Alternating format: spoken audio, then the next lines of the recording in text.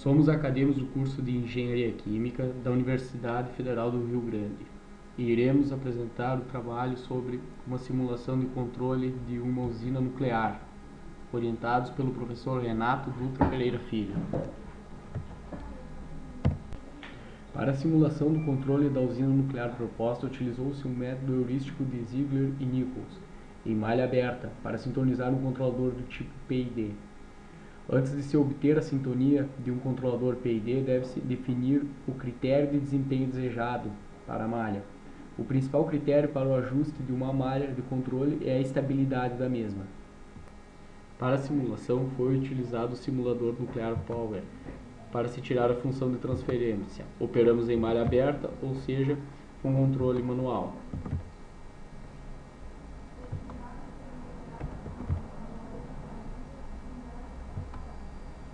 No Excel, anotamos os dados para tempo, temperatura do reator, que foi nossa variável controlada escolhida, e a posição das barras, que é a nossa variável manipulada, e o combustível, para sabermos de quanto a quanto nossa função de transferência é válida.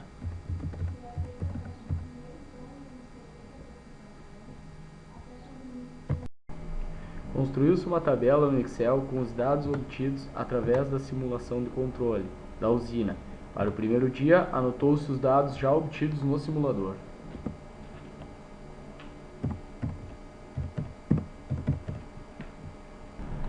Nos segundos e terceiros dias, a abertura da válvula foi mantida em 57% da sua abertura total.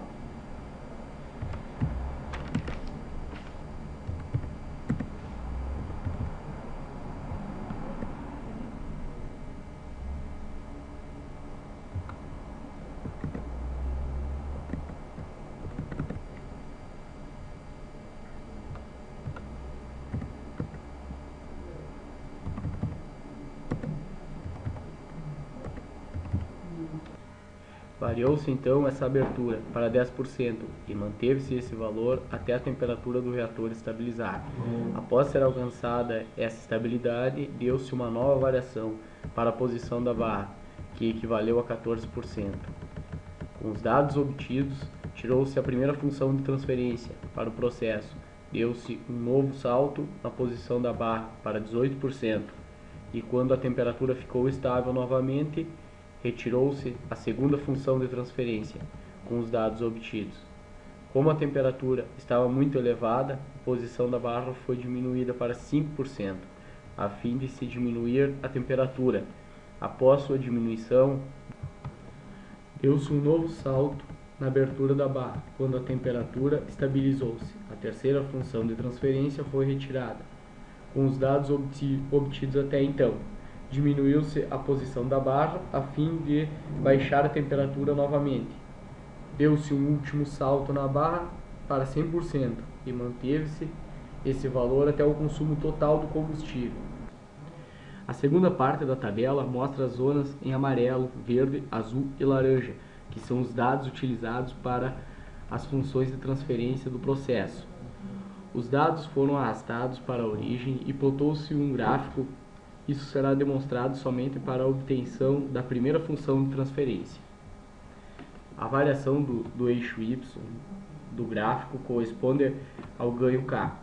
A constante de tempo é obtida multiplicando-se o ganho por 63,2% e encontrando-se sua correspondente no eixo X. De acordo com a metodologia para generalizar a função de transferência, o ganho K deve ser dividido pelo degrau que foi dado na barra. No primeiro caso, o degrau foi de 4%, pois viemos de 10% e pulamos para 14%. A primeira função de transferência é válida para um percentual de combustível entre 100% e 61%. A segunda entre 60% e 39%, a terceira entre 38% e 18%, e por fim, a quarta função de transferência é válida para um percentual de combustível entre 17% e 4%. Utilizando-se o software Scilab e sua ferramenta Xcos, fez a validação das funções de transferência, comparando-se os gráficos obtidos entre o Xcos e o Excel. No XCOS, o primeiro bloco representa a função de grau, o segundo a função de transferência, o terceiro é um gerador de gráficos e o bloco mais acima é um gerador de tempo.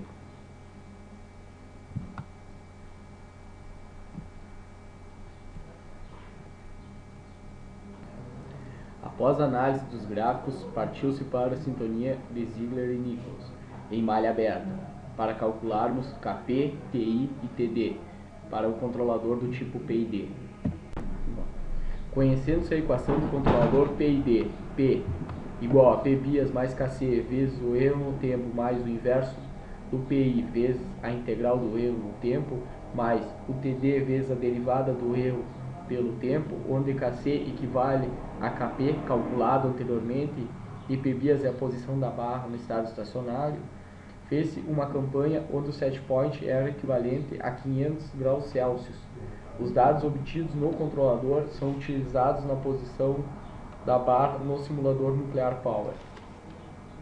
No fim, observou-se a variação da potência no tempo e também a variação da temperatura em função do tempo, onde observou-se uma potência e uma temperatura constante ao longo do tempo, o que demonstra que o controlador funcionou de forma satisfatória.